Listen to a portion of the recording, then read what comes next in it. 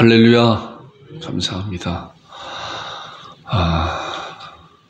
아까도 광고 시간 잠깐 말씀드렸지만은, 저도 이런 말씀을 제가 자주 드리는 것 같아요. 근데 너무나도 중요한 그런 말씀을 드리는 거예요. 말씀을 사모하는 그런 마음이 정말 있어야 된다. 우리 믿는 사람들은. 그런 사모함이 없게 되면은, 사모함이 있어야 또한 주께서 주시는 그런 기다림이 있고, 또 그 사모함 가운데 하나님께서 분명히 그 말씀을 채워주세요. 하나님은 그 사모하는 마음을, 사모하는 자가 누구인가. 그래서 요한복음 이제 4장에도 예배자 이제 사마리아 여인한테 예수님께서 그런 말씀을 했잖아요. 하나님은 영이시니 예배하는 자가 영과 진리로 예배할지니, 하나님은 영과 진리로 이렇게 예배하는 자를 찾으신다 그랬어요. 하나님은 찾으시는 하나님이에요. 아담을 찾으시고 아브라함을 찾으시고 그랬잖아요. 그리고 예수님께서도 이 세상에 오셔서 제자들을 찾으셨잖아요. 말씀하신 나를 따라와라 라고 제자들을 찾고 우리들을 찾고, 지금도 마찬가지로 우리를 찾아서 이제 하나님의 자녀로 삼아주시고, 그리고 여전히 주께서 부르시는 그날까지 우리를 찾고 계신다는 거예요. 그래서 히브리서 11장 6절이 그거잖아요. 믿음이 없이는 기쁘시게 못하나니 하나님께 나아가는 자는 반드시 그가 계신 것과 그가 또 자기를 찾는 자들에게 상 주시는 이심을 믿어야 할지나 이거예요. 이게 이런 믿음이 얼마나 중요한 것인가. 그래서 성경 말씀을 통해서 우리들에게 정확하게 말씀하고 계세요. 그래서 우리는 약속된 그런 말씀이 어떠한 말씀인가 잘 사모하는 마음 가운데 살펴봐야 되고, 또 특별히 우리가 말씀을 전하는 그런 자들에게 또 말씀, 그 입을 통해서 나오는 하나님의 말씀이 어떠한 말씀인가 사모하는 여러분과 제가 되기를 주님의 이름으로 축원드립니다. 오늘 읽은 이제 말씀을 보니까 사도행전 6장 8절부터 10절에 있는 말씀인데, 이제 사도행전 6장 전체를 이제 다 말씀을 이제 봐야 되는데, 오늘 본문 말씀을 이걸로 정했습니다. 자, 스데반 설교 이제 첫 번째입니다. 말씀을 보니까 스데반이 은혜와 권능이 충만하여 큰 기사와 표적을 민간에 행하니, 이른바 자유민들, 즉 구레네인, 알렉산드레인, 길리기아와 아시아에서 온 사람들의 회당에서 어떤 자들이 일어나 스데반과 더불어 논쟁할세. 그래서 스데반의 지혜와 성령으로 말함을 그들이 능히 당하지 못하여 그랬습니다. 이제 사도행전 7장에 가게 되면은 이제 1절부터 사도행전 7장이 이제 스데반 집사님이 설교하는 그런 아주 장황한 그런 말씀이에요. 신약 성경에 이렇게 설교를 길게 한 그 말씀이 없어요. 우리가 베드로 설교에 대해서 6번째까지 같이 은혜를 나눴잖아요. 짧은 말씀이 있고 또 길어도 그렇게 길지 않은데, 이 7장에 나오는 말씀을 보니까 1절부터 몇 절까지냐고 하면 거의 53절까지 나오는 그런 설교를 장황하게 이렇게 말씀하고 있어요. 그래서 우리가 이 설교의 말씀을 이제 듣기 전에 스데반 집사가 어떠한 상황 가운데서 시대적인 배경과 종교적인 그런 배경, 그 사회적인 그런 상황 가운데서 이런 설교를 하게 되었나를 오늘은 서론적으로, 오늘 말씀이 그렇게 길지 않아요. 서론적으로 말씀을 나눌 것인데, 그런 말씀 우리가 잘 들으면서, 그래서 스데반 집사가 이렇게 설교했구나를 다음 주부터 함께 몇 차례 걸쳐 나눌 거예요. 갑자기 이제 스데반 집사가 이렇게 나타나는 것이 아니라, 7장에 나오는 그런 설교에 대한 배경을 이제 6장부터 말씀을 하고 있어요. 6장부터 이제 스데반이라고 하는 그 이름이 나타나기 시작을 해요.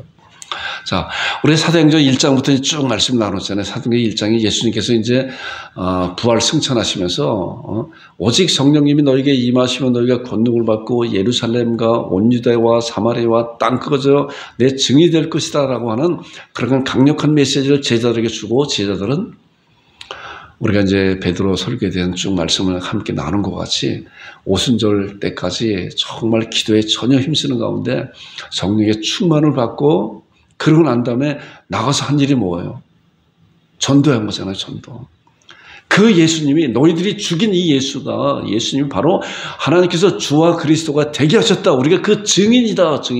이런 말씀을 계속 베드로의 설교를 통해서 우리가 나눴잖아요. 그래서 보게 되면은 이제 예루살렘, 그런 단어, 지역적인 것도 굉장히 중요해요. 예루살렘과 온 유대와 사마리아와 땅끝까지 이르러 내 증인이 될 것이다. 그래서 지금 땅끝까지 이뤄서 우리 대한민국에도 복음이 들어와서 우리에도 복음 들어왔고, 또 선교사님들을 통해서 또 이제 서로 여러 나라에 나가서 또 복음을 증거하는 그런 시대에 우리가 살고 있잖아요. 그래서 우리들도 마찬가지로 우리가 몸은 나가지 못해도 기도로서 또한 물질로서 또한 봉사와 헌신으로서 그렇게 함께 그런 사역을 감당하고 있는 것이에요.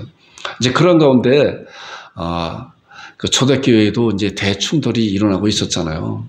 그래서 베드로나 또 다른 제자들이 감옥에도 갇히고 베드로도 3번씩 갇히고 또 성령님의 강한 역사심으로 또 감옥에서 나오게 되고 하는 그런 가운데 종교 지도자들과 굉장한 그 다툼이 또한 억압을 받는 핍박을 받는 그런 가운데 있었던 그 시대예요. 보면은 자 그런 가운데 예루살렘부터 시작했잖아요. 예루살렘에 얼마나 수많은 사람들이 이제 복음을 듣고 예수님의 자녀로 하나님의 자녀로 돌아오기 시작했어요. 한 번에 3,000명, 또한 남자만 5,000명, 그래서 수만 명 되는 사람들이 이제 예수님을 구주로 믿는 메시아로 믿는 그런 자들이 이렇게 많이 생겨나게 됐잖아요. 그러다 보니까 종교 지도자들이 이제 그러한 일에 대해서 위기를 느끼고 이들을 강하게 제지하기 시작하고 감옥에도 갇히고 또 매를 치고 하는 그런 가운데 있었던 거예요.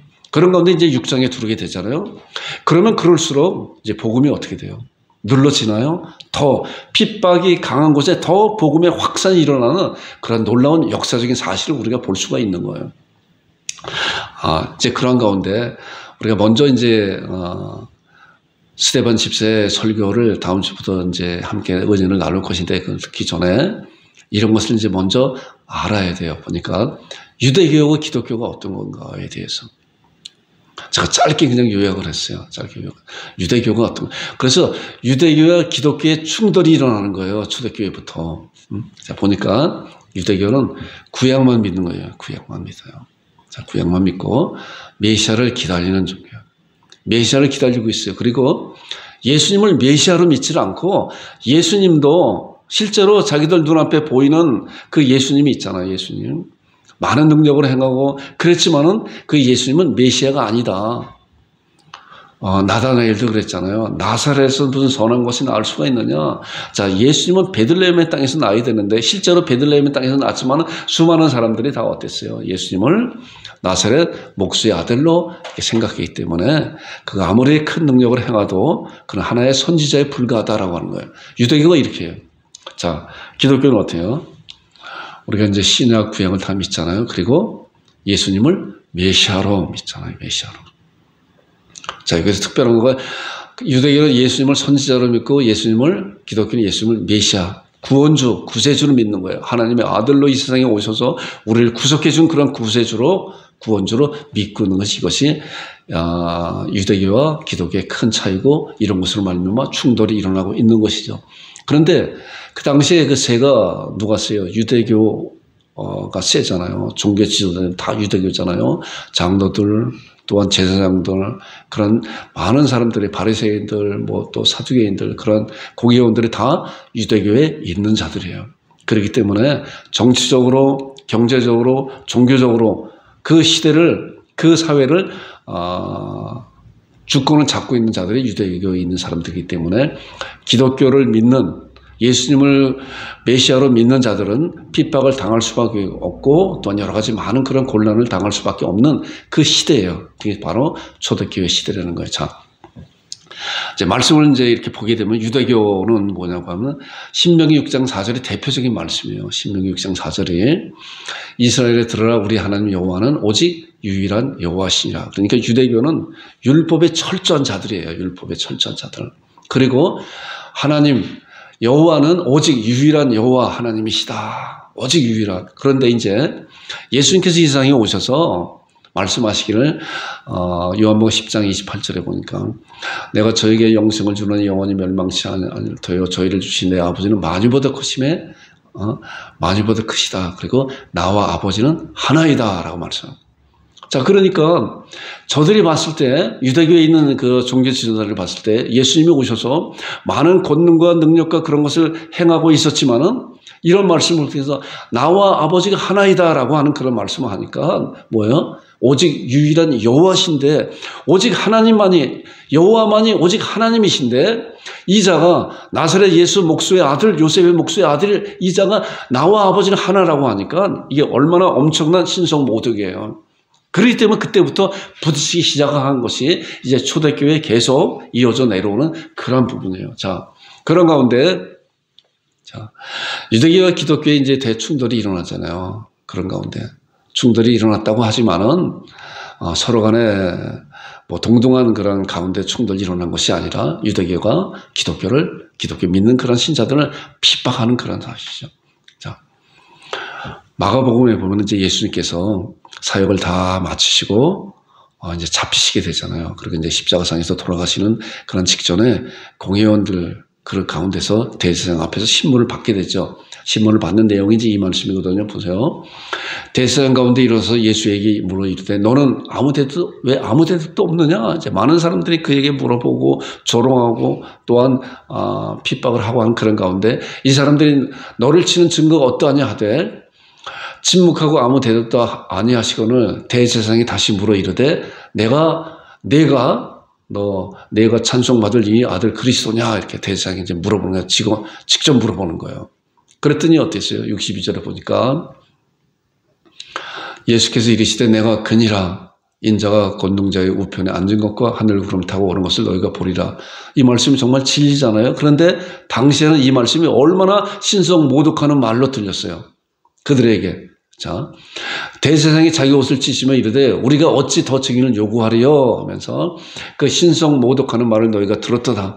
너희는 어떻게 생각하느냐 하니 그들이 다 예수를 사형에 해당한 자로 정죄하고 결과적으로 예수님은 신성 모독죄로 십자가상에서 돌아가시게 되는 거잖아요. 그렇기 때문에 그 이후에 예수님을 따르는 그런 제자들, 예수님이 죽음과 부활을 승천하였음에도 불구하고 그런 사실을 증언하는 그런 자들도 마찬가지로 유도교에 있는 종교 지도자들 눈에는 다 신성 모독하는 자들이에요. 신성 모독하는. 그래서 예수님의 제자들이 감옥에 갇히고 앞으로 그런 예수님께서 부활했다고 하는 그런 얘기를 하지도 말라. 그런 놓아줬지만 어땠어요?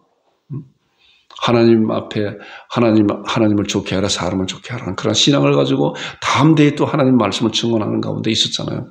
그런 상황이 그 당시에 있었던 것을 우리가 보게 됩니다. 자, 그리고 6장 1절에 보니까 이제 그런 말씀이에요. 그때 이러한 상황 때예요. 그때 제자가 어떻게 더 많아졌다. 핍박하면 할수록 더 복음이 확산되는 것이 역사적인 그런 사실이에요. 핍박하면 할수록 더 오히려 그 신앙에 담대함이 있는 사람들이 더 있다는 거예요. 우리 대한민국도 그렇잖아요. 일제강점기 시대에도 그랬고 6.25 때도 그랬고 총칼에 앞서서 목숨을 피해 순교자들이 얼마나 많았어요. 그때 제자가 더 많아졌는데 헬라파 유대인들이 자기의 과부들이 매일 구제에 빠짐으로 히브리파 사람을 원망하니 자 아까 말씀드린 것 같이 베드로의 한 번의 설교로 3,000명 제자들의 설교로 남자만 5,000명 하니까 수만 명의 믿는 사람들이 생기게 됐잖아요. 그러다 보니까 어땠어요? 제자가 더 많아졌는데 많아지는 그런 가운데 부작용이 일어나잖아요. 헬라파 유대인들 자기의 과부들이 매일 구제에 빠지고 히브리파 사람을 원망하고 있다. 니들끼리 하고 있느냐 하는 것이 교회 안에 이렇게 일어나게 되잖아요. 그런 가운데 이제 그런 것을 어떻게 잘 조화롭게 하나님의 은혜 가운데 또 풀어가는 그런 것이 6장에 쭉 나오게 되잖아요. 자, 우리가 헬라파 유대인과 히브리파 유대인이 누군가 우리가 서론적으로 이제 스데반 집사가 등장하기 전에 이제 이런 사실을 이제 알아야 그런 상황 가운데 스데반 집사가 등장하게 되는 거구나. 자, 6장부터 이제 스데반 집사가 나타나기 전에 어떠한 상황 가운데서 스데반 집사가 이제 나타나는 것인가. 그리고 7장으로 이어져 가면서 스데반 집사의 놀라운 그런 설교가 나오는 것인데 저는 이 말씀을 보면서 이제 그 말씀 가운데 그 다음에 8장부터 누가 나오면 사울이 나와요. 사도 바울이 나와요. 사도 바울이 스데반 집사가 돌에 맞는 그런 모습을 보면서 마땅하다 그랬어요. 마땅하다. 왜 마땅했을까요? 사도 바울이 유대교의 철자이기 때문에 너는 신성 모독하는 자이기 때문에 당연히 죽는 것이 마땅하다. 이것이 하나님을 섬기는 그런 신앙으로 사도 바울이 갖고 있었잖아요. 자, 그렇기 때문에 이 사도행전을 쭉 이렇게 보게 되면 이 목사가 이렇게 생각해 볼 때, 말씀을 볼 때, 사도 바울의 앞으로 일어나는 그런 일에 대해서 사도 바울이 어떠한 신앙을 가지고 어떻게 변화되고 어떻게 복음을 증거하는 그런 내용을 하나하나씩 1장부터 쭉 열거해 놓은 그런 말씀이구나 라고 또 이렇게 생각이 되어져요. 자, 헬라파 유대인과 히브리파 유대인. 우리 히브리파 유대인이라고 하는 것은 이제 예루살렘을 유시해서 그 근방에 살고 있는 그런 자들이 히브리파 유대인들이에요. 조상 때부터 살고 있는 자들이. 근데 헬라파 유대인들은 누구냐고 하면은 이제 아브라함으로 시작해서 아브라함의 아들 누구예요? 이삭이잖아요. 이삭의 아들 야곱과 했었는데 야곱의 12아들이 있었잖아요. 그래서 12아들이 어땠어요? 거기에 요셉으로 말미암아 애굽에 팔려가고 이제 그런 사실 제가 다 정확하게 말씀 안 드려도 애굽에서 종살이 하다가 모세를 통해서 이제 출애굽하게 되잖아요. 그래서 하나님께서 아브라함을 통해서 약속한 젖과 꿀이 흐르는 가나안 땅으로 이제 들어가게 되잖아요. 그렇게 들어가서 거기서 이제 사사 시대를 통해서 그리고 또 왕정 시대를 통해서 또 다윗을 통해서 또 사울이 첫 번째 왕이고 다윗이 두 번째 왕이고 다윗의 아들이 누구예요? 그 유명한 지혜의 왕 누구죠? 솔로몬이잖아요. 솔로몬까지는 이스라엘 나라가 한 나라였었어요. 근데 솔로몬 아들 누구예요? 르호보암. 저도 이제 이렇게 신학교 다닐 때 솔로몬 아들이 르호보암인지 여로보암인지 르호보암과 여로보암은 아는데 이게 자꾸만 섞갈려요.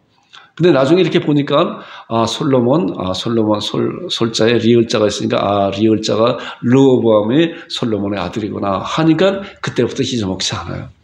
자, 그래서 솔로몬의 아들 르호보암은 두 지파를 가지고 남유다 그리고 여로보암은 북쪽의 10지파를 북이스라엘, 그래서 북쪽 이스라엘과 남쪽 유다.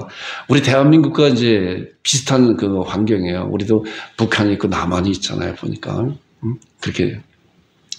그런 가운데 이제 이렇게 수백 년 동안 그것이 이어져 오면서 결과적으로 북쪽 이스라엘 땅은 예수님이 오시기 전 722년에 아수르라고 하는 그런 강대국에 멸망당하게 되죠. 자, 그리고 남유다는 586년경에 그거는 제가 여기다 썼습니다. 자, 그래서 남북이 분단됐죠. 자, 이제 보세요. 북이스라엘은 722년경에 아시리아에게 멸망당했어요. 또 남유다는 주전 586년경에 바빌론에게 이제 멸망을 당하게 됐죠. 자, 멸망을 당하게 되면 어떻게 해요? 그 멸망을 당했어도 그 식민지 아래에서 그 지역에 살고 있는 백성들이 있는 반면에 또 뿔뿔이 전 세계로 흩어지잖아요. 우리나라도 그랬잖아요. 일제강점기 시대에 만주든 많은 나라로 이렇게 나가게 됐잖아요. 그래서 또 그 소련이 붕괴되기 전에 이주 정책으로 말미암아 우리 그 만주로 갔었던 그런 많은 사람들이 또 저 중앙아시아 쪽으로 이렇게 흩어지게 되고 하는 그런 것을 보게 되잖아요.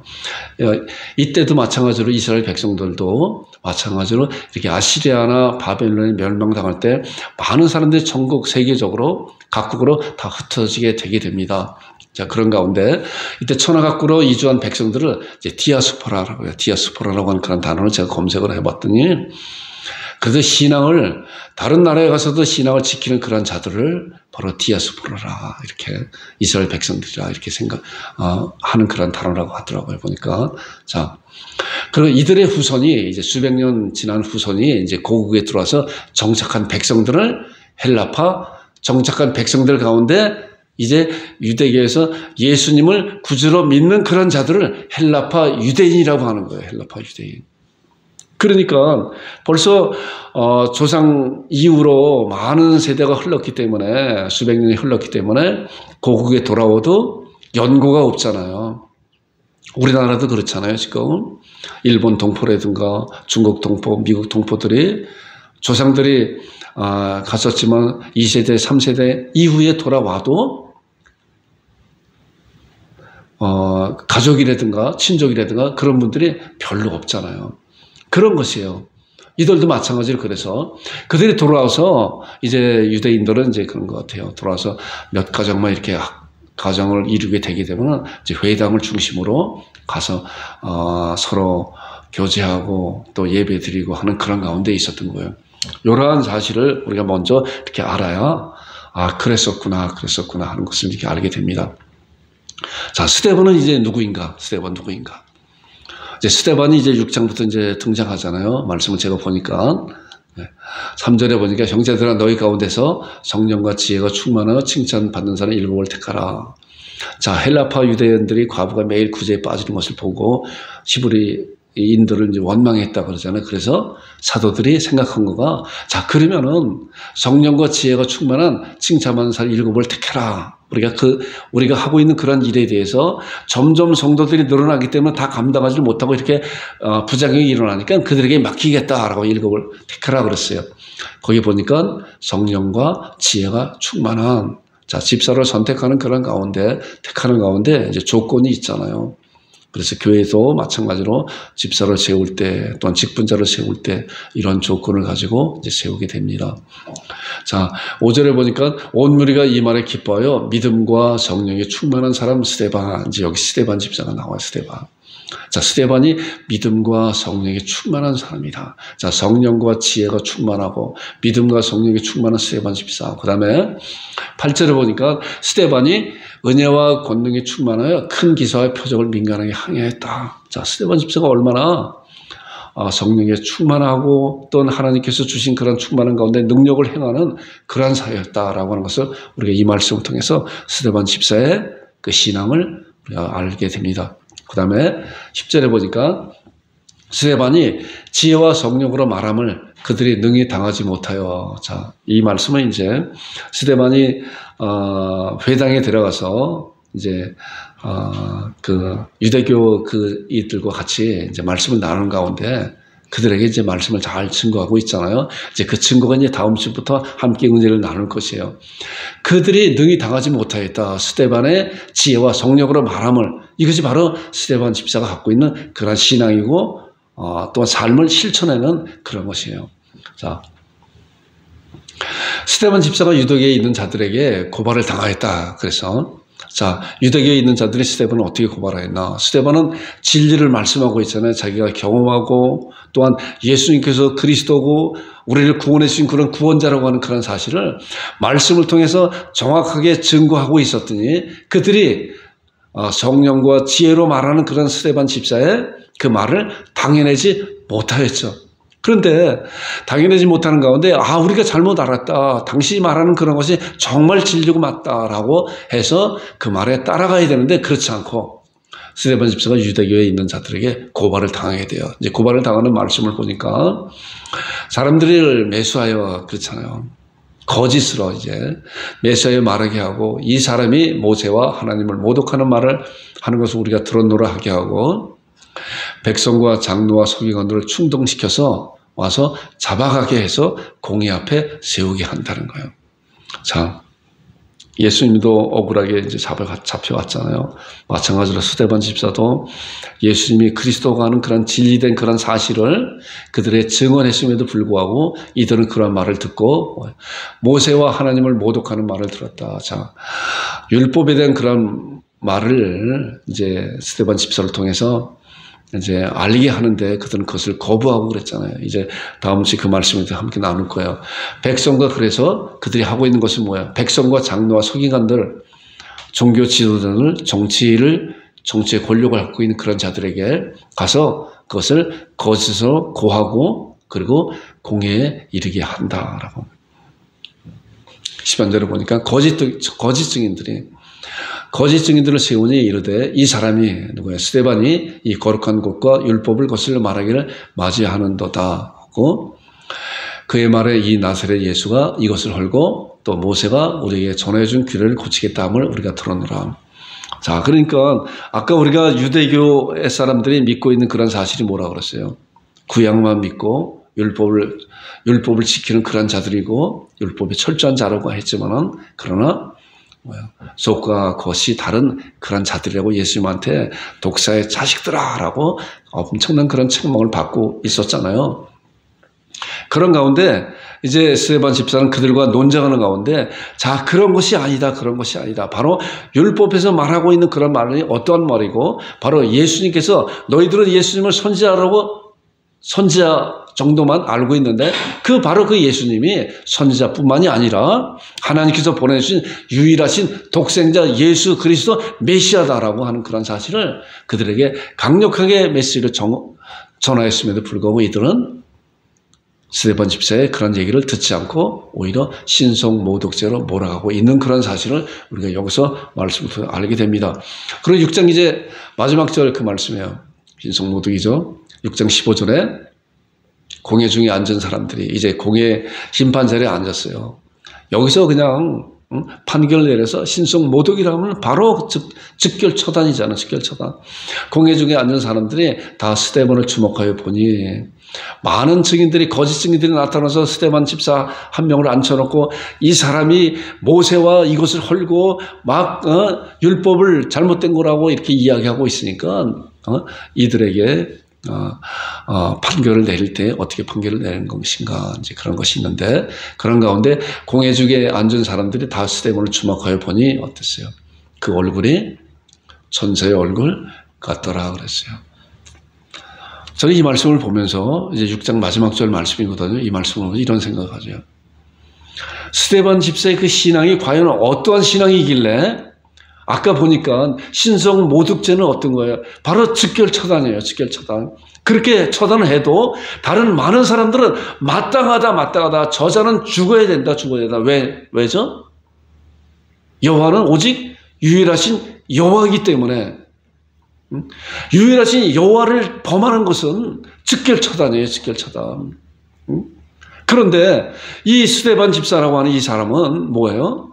그 즉결 처단의 대상자잖아요. 그럼에도 불구하고 그 자리에서 이 말씀을 보니까 천사의 얼굴 같았더라. 스데반 집사가 몰랐을까요? 당장 죽을 걸 알았죠. 그럼에도 불구하고 어떻게 그 마음 가운데 그 신앙 가운데 여유가 있고 그 얼굴이 다른 사람들을 볼 때 천사의 얼굴같이 후광이 비치는 그런 얼굴이었을까? 우리는 과연 어떨까? 나는 과연 어떨까? 이 말씀을 제가 그 생각을 좀 해봤어요. 나는 과연 어떨까? 총칼을 앞에 대고 네가 예수님을 믿을 거냐? 예수를 믿지 않는다고 하면은 내가 당장 살려주겠다. 예수를 믿는다고 하면 넌 당장 여기서 죽겠다. 그랬을 때 과연 어땠을까? 그랬잖아요. 유교 때 그런 얘기를 많이 듣잖아요. 믿는 사람들이 정말 그 앞에서 많은 사람들이 예수님을 부인하지 않고 그냥 총에 맞서 죽는 그런 모습을 보면 내 차례가 왔을 때 그도 마찬가지로 기꺼이 그 생명을 드리는 그런 놀라운 신앙이 어디서 나오는 것인가? 스데반 집사가 그거 아니에요. 우리가 이런 말씀을 보면서 이런 말씀을 들으면서 과연 나는 어떤 것인가 나는 어떤 것인가 생각해 봐야 돼요. 근데 아까 생각을 제가 했어요. 여기 말씀에는 제가 PPT에 띄지 않았는데 우리 말씀을 한번 보겠습니다. 7장 58절 한번 보세요. 7장 59절이요.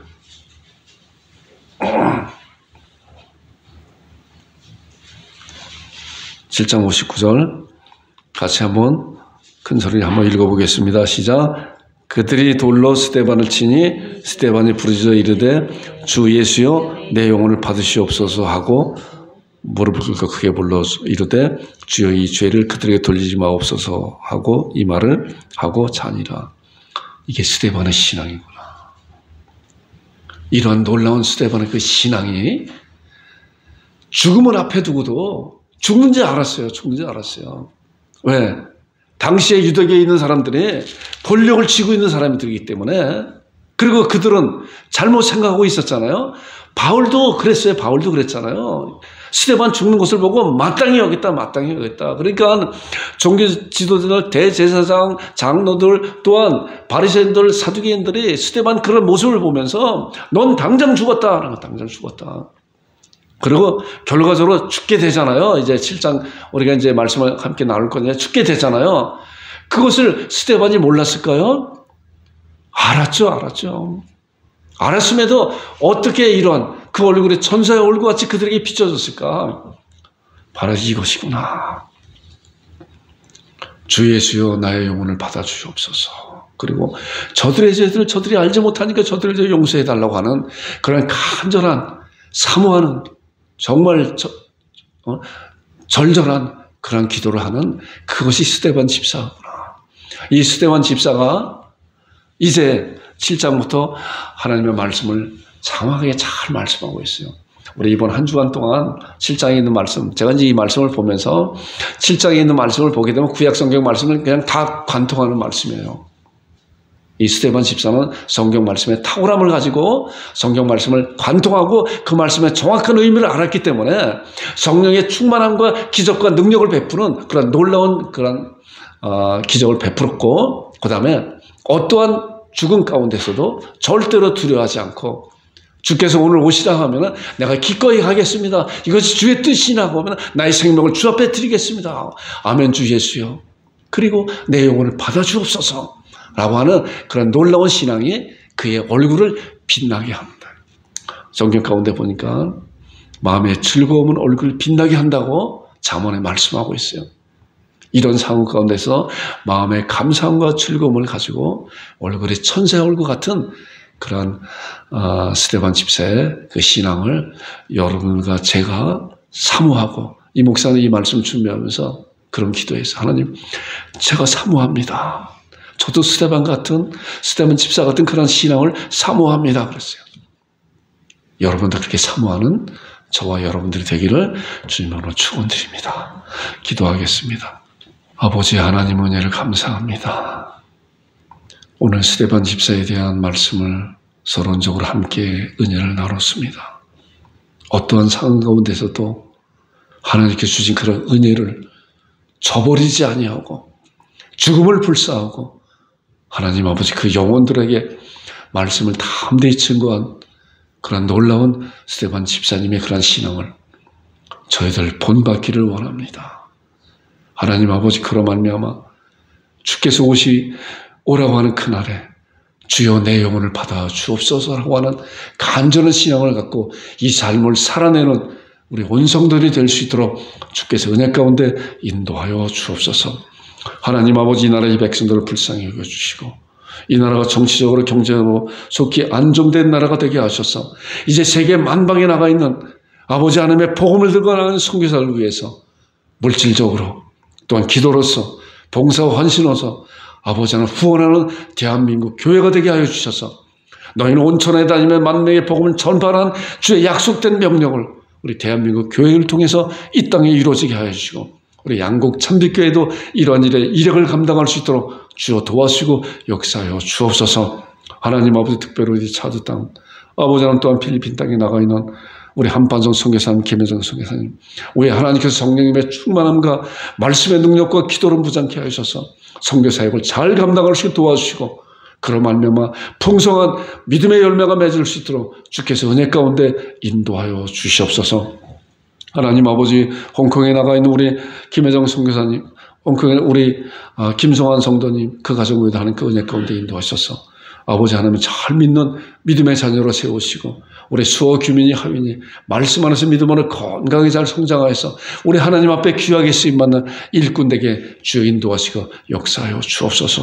하나님 아버지, 우리 온 성도들 가정 위에 또한 하고자 하는 모든 일에 하늘의 복으로 채워주셔서 늘 넉넉함으로 차고 넘치는 복된 가정 되게 하시고 그런 말미암아 많은 사람들에게 좋은 것을 베풀 수 있는 축복의 통로로 사용하시고 인도하시고 아버지 앞에 영광 돌리게 주여 역사하시고 이끌어 주시옵소서. 하나님 앞에 감사드리며 예수님의 이름으로 기도 올려옵나이다. 아멘. 이제는 우리 주 예수 그리스도의 은혜와 아버지 하나님의 극진하신 사랑과 성령님의 교제 위로 교통하심이 예배 가운데 모인 모든 성도들의 머리머리 위에와 그들이 하고자 하는 모든 일 위에 또한 스데반 집사의 그런 신앙을 닮아가는 결단하는 그런 믿음 위에 지금으로부터 영원토록 함께 있을지어다. 아멘. 아버지 감사합니다. 아버지 감사합니다.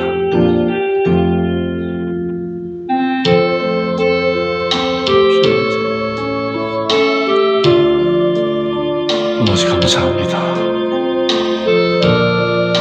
주님을 찬양합니다. 주님께 의뢰합니다. 주님만 바라봅니다. 주님이 사용하소서.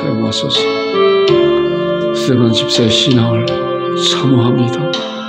부어주소서. 감사합니다.